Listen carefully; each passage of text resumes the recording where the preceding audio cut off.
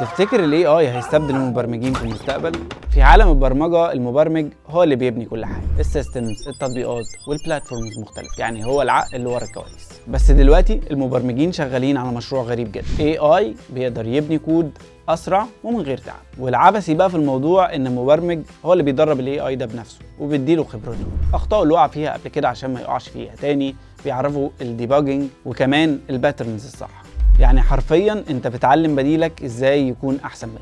طب تفتكر الشركات شايفه ده خطر؟ بالعكس، ده يعني وقت اقل وتكلفه اقل وفريق اصغر. يعني بدل 10 مبرمجين هو مبرمج واحد فاهم AI كويس ومشغله عنده 24 ساعه. زمان كان في شخص في الشركه هو ابن الشركه وبيشيل الشغل كله، بس دلوقتي ال AI بقى هو ابن الشركه الجديد ومش هيطلب مرتب زياده ولا هيطلب اجازه. الخلاصه مش كل حاجه بتوفر وقتك هي لصالحك، لا ممكن تكون بتوفر فيك انت. انا قصي شتاين، ولو شغلك ليه علاقه بالاي اي فتابعني علشان تعرف ازاي تخليه اداه في ايدك مش سبب رفضك.